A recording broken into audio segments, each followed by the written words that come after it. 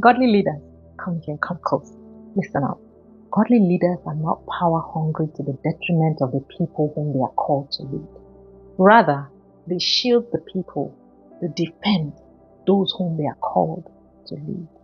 In Exodus 31, Moses had gone up to the mountain to go and collect the Ten Commandments.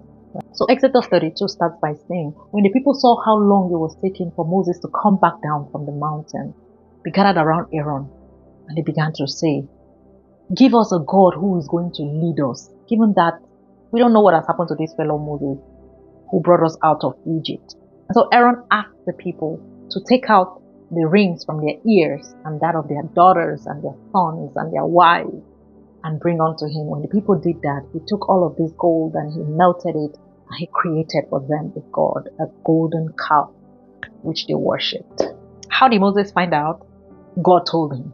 From verse 7, the Lord told Moses, quickly go down the mountain. Your people, whom you brought from the land of Egypt, have corrupted themselves. You see how funny how God has just handed over the people, the Israelites, has handed them over to Moses.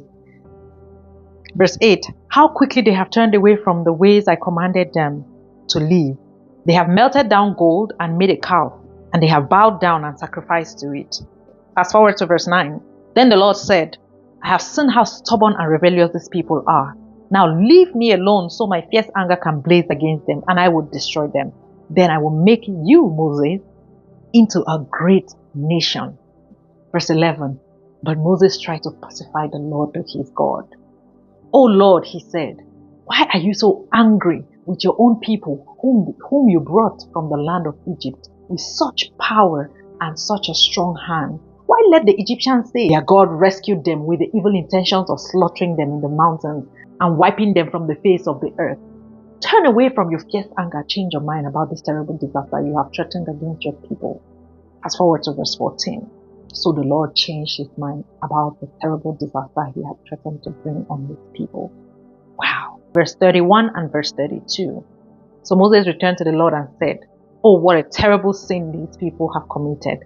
They have made gods of gold for themselves.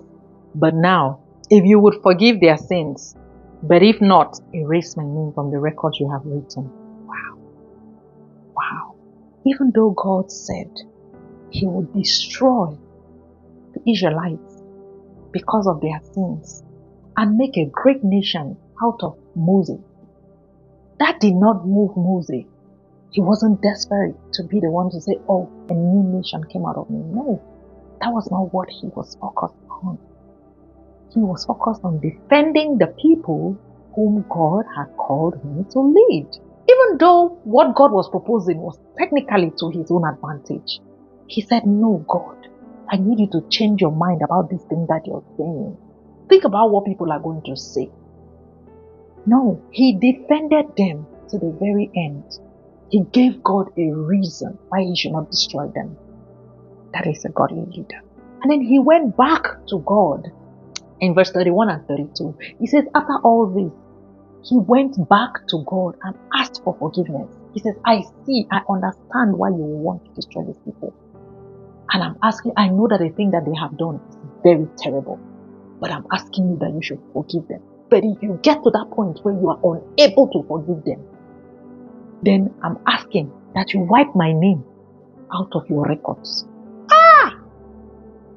The guy was willing to give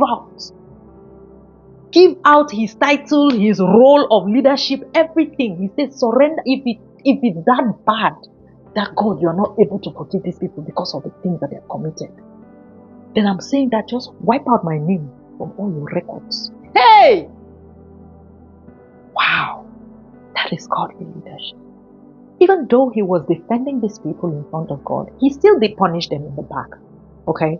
Just like a parent who would defend their child on the outside, they will still come into the house and discipline that child for their actions, right? This is what Moses did. In verse 20, he says that Moses took this calf and he burnt it and he crushed it into dust and he threw it into the water and he forced the people to drink it. He says, this God that you created, you will drink it. He forced them to drink it. He also talked about how later on he went to the people and asked them that those who are on the Lord's side should come this way. And the Levites, they came forward. And then he asked those people who had decided to choose God as their God to go and kill, regardless of whether it's their brother, their sister, their family member, to go and kill the other people. 3,000 people died that day.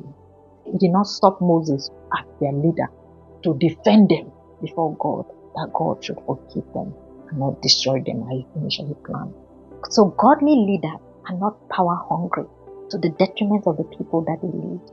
No, rather they will shield the people, they will defend these people that they are called to lead.